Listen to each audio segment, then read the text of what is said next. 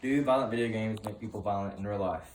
Millions of Americans play video games every day, and most of those games being played are under the category of violent.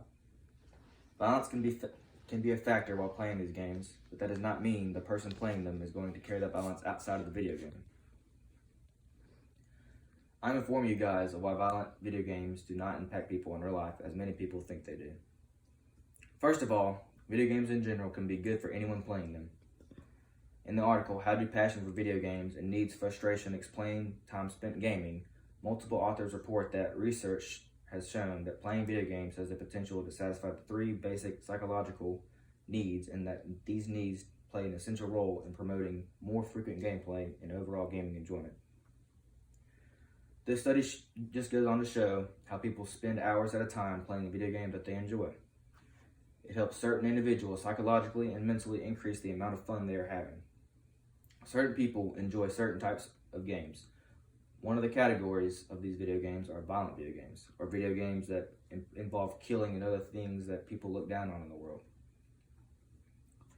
Most of these games give the player excitement and help them forget about their problems in the real world. And personally, I, like many others, enjoy playing video games because they're all competitive, and I take pride in being good at competitive-based video games.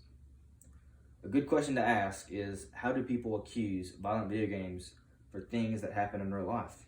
In Pete Etchell's book, Play Fights, he writes that there are yet no universal or conclusive truths about what researchers do or do not know about the effects that video games have on us. This just says that scientifically no one for sure knows how video games affect every individual in real life. I used to play Grand Theft Auto 5 and the content was awesome and amazing to play. Grand Theft Auto 5 was a violent video game to the absolute extreme. I could hijack somebody's car, steal it, run them over after I stole it, and then get in a high-speed car chase with the police. Does that mean I'm going to carry it over in real life? Absolutely not. The odds of that happening are 0 to none. Just because a game offers violent content does not mean it's going to be carried over in real life. It's only fate. I knew what I was going to be playing whenever I put that game in. I just knew I was going to, put the game in, have some fake fun, and forget about everything in the real world. In Michael Kazimovic's article, he explains that violent video games improve many aspects of cognition and attention, but can also increase aggression. This study shows that video games can improve one's senses and mental properties, but that violence can be linked to a video game. One of the most popular games known today is the T for Teen rated game called Fortnite. Fortnite is a battle royale based game and is known for its unique content and child-friendly gameplay. Yet some people politically think of Fortnite as a violent video game because of the aggression that is gained from losing in Fortnite. The game is far away from being violent, as it is made for young teens to play without all the blood and gore most violent video games offer. The reason it is politically considered a violent video game is because of the equation of guns and killing added together. And that is not fair for this wildly popular game because it was made for the exact opposite reason. Games like this cannot be blamed for mass shootings or anything seriously tragic that happens in real life. The only reason aggression can be linked to this non-violent game is because of the competitive losing that is happening while playing the game.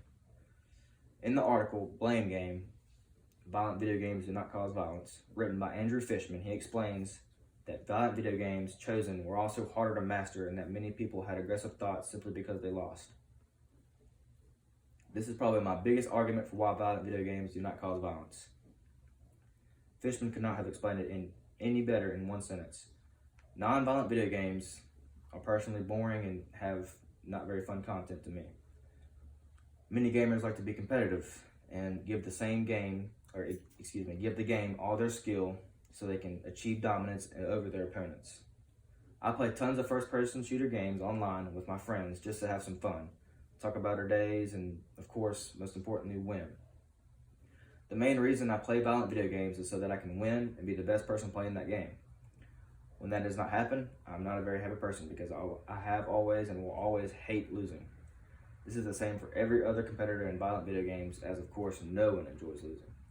I play a few non-violent video games that have very, very competitive-based content. One of my favorite non-competitive or non-violent games is Rocket League. In this game, the player drives a car while playing soccer. Nothing is even close to being violent in this game, yet I still develop anger and aggression towards this game. Why is that? Because I play against other people also playing car soccer trying to beat me. And when I lose playing car soccer, out of all things, there's nothing delightful coming out of my mouth because someone beat me at it. This is a good example of a non-violent video game bringing out the same aggression as a violent video game like Call of Duty, where I do nothing but shoot and kill people. The ending result is the same. Everybody has aggression after losing at something certain in the video game. Again, my argument is that violent video games do not make people violent in real life because people that play video games play them to enjoy them, and the only reason aggression is linked to any kind of video game is because of the competitive nature in gamers. In conclusion, I unfortunately can't cover every reason why violent video games are not all that bad for you in real life, but I have a certain time frame, between 5 to 7 minutes I have to be under. I hope people can one day understand that video games are played to take a break from the real world, and no one hops onto a game trying to mirror that in real life and actually live that life in a video game. I hope I changed some of y'all's thoughts and opinions on video games and gave you a perspective on why video games do not cause real violence. Thank you guys for listening.